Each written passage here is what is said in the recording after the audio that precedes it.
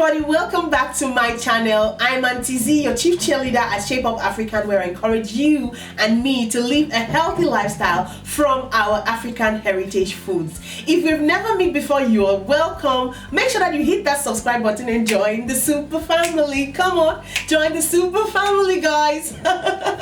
We're still in the month of February, guys, and we continue in our heart healthy food series. Today I'm going to share with you an absolutely delicious, easy to make heart healthy food that your family is going to love. On the menu today, guys, is simple seafood okra soup. Absolutely delicious, easy to make, and great for your heart. Your family is going to love this recipe. But first, let me tell you why I absolutely recommend seafood okra soup for you and your loved ones. Most of the health benefits of okra come as a result that they are high in vitamins, minerals, and organic compounds like vitamin A, which is great for vision, vitamin C, which helps to boost your immune system, and also other compounds like calcium for strong bones, potassium, iron, and zinc. Okra also contains high levels of fiber, which is great if you want to improve digestion or lose weight because it's going to keep you fuller for longer. And now to the heart healthy part of this amazing vegetable. The potassium found in okra, guys, is an essential mineral for proper body functioning, guys, because potassium is going to balance out sodium in the body. Furthermore, potassium, guys, is going to relax your blood vessels and your arteries, which is going to further lower your blood pressure and as a result put less stress on your cardiovascular system, that is your heart. Amazing benefits, right? All right, guys, let me show you the ingredients and then we're going to start the process. For this recipe, we need okra, fresh fish, fresh baby spinach, smoked mackerel, jumbo prawns, onions, fresh shrimps, smoked catfish, seasoning. This is akangwa, which I'm going to be using, and some salt. Alright, guys, we're going to start by adding in some water into a pot like this. And then I'm going to add in my kanwa to keep the okra green also, and I want the okra to really draw. So we're going to let that dissolve. We're going to put on the heat and then let it dissolve. Once it dissolves, then we're going to continue the process. But while this is dissolving, slice our onions into small slices, just like that. Alright, guys, we'll just go ahead and chop that okra until all the okra pods are completely chopped or sliced. You can also go ahead and chop it a little bit like so with a knife, or you can use a blender, okay? So we're just going to put all of this inside that bowl. And there you go. I like to have my okra chopped like this, or I can use my knife to chop it, and I'm going to use the blender to blend some of it, okay, so that it can really have that drawy consistency. Next, guys, I'm going to add in half of the sliced okra into our blender, and then I'm going to add in some water. And then what we're going to do is we're going to pulse this. Because we do not want to over blend it, we're just going to pulse it, just like so.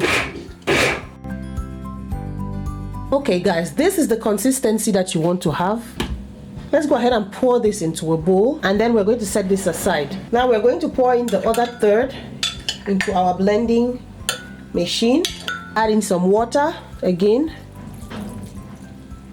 just enough to cover that okra onto top. And then what we're going to do now is we want to chop this okra, okay? So we're going to be very careful while that's it, okay? So this one is chopped a little bit coarser than the last one. Then we're going to add it into the already blended okra, the first batch. And last but certainly not least, we're going to add in the sliced okra, just like that. In goes the spatula to mix that all up. Give that a gentle whisk. Blend that all in. You can see we have some sliced okra, and then we have some chopped okra, and some that is really almost blended, okay? Look at that. So whisk that up, and then you should have something like this. Now we're ready to continue the process. Alright, guys, as you can see, our kanwa has completely dissolved. What I'm going to add next is our onion that has been blended coarsely, actually. Get that inside there. Give that a gentle mix. And guys, don't worry about the kanwa. Some of you might think, oh, you might have some grits or stones in the okra, but that's not the case. Okay, so go ahead and give that a gentle stir. Next, we're going to add in our dried catfish. I dried this catfish myself at home, guys. If you want to see a video of how I dried my fish at home, let me know. This dried fish is not so dry, so you could only need to soak it. The reason why I'm just cooking it, I'm just going to leave it to boil just like 2 minutes or so, because it's not really that hard. It is made at home, so it's not really that hard. Now, can you see the color of the liquid inside here is getting green? That is the effect of kanwa.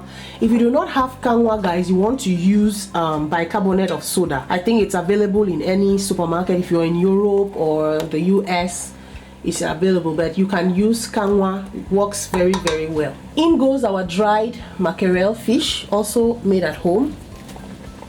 Let that cook, guys. As you have noticed, I've not added any salt or seasoning yet, because these fish have their own taste, their unique taste, and that is the reason why sometimes you need to cook without the seasoning to taste this fish or the ingredients that you're using.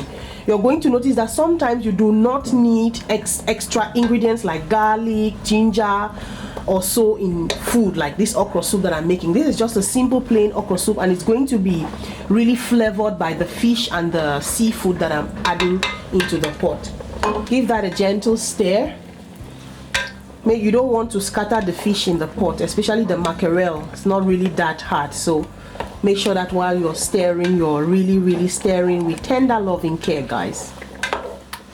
Once your fish has been cooking for like 5 minutes, guys, you want to now taste. You can taste for salt, since the fish was salted before dried, so taste for salt before adding your salt and your seasoning. In goes your seasoning. You can use whatever seasoning you prefer.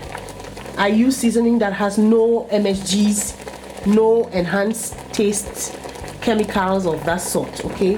And then you want to include your salt as well.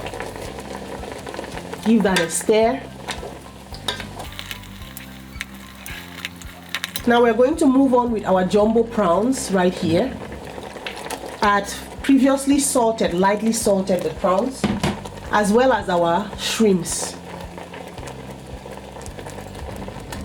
Now these do not take a long time to cook, so we're just going to let that sink inside there and absorb all of that fishy flavor. You want to cover the pot just for about a minute. Now let's go ahead and check our pot, see how that is doing.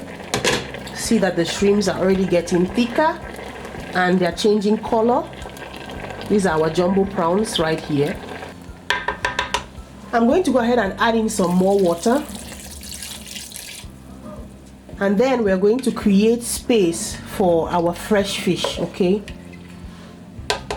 In goes the head, in goes another one, the tail right here, and another one. There you go. Now make sure that you're not stirring anymore. What you're doing is you're shaking the pot. Look at that. Oh my goodness, the smell, guys, is to die for. So I'm going to cover this up and let it cook for about 2 minutes, just so that the fish is half cooked. Okay guys, let's go ahead and check this, see how it is doing. See our fish. What I'm going to do now is just turn the side of this fish. I had salted the fish previously as well, just salt. I'm going to turn the side of the fish so that the other side hardens and so it doesn't break, okay? Very important, especially if you're cooking for kids as well. Make sure that your fish cooks in such a way that it doesn't break, because the bones are very dangerous. Now we're going to cover that up and let it cook as well for another 2 minutes. Alright guys, our soup has been cooking. The fish is all set. Now in goes the okra.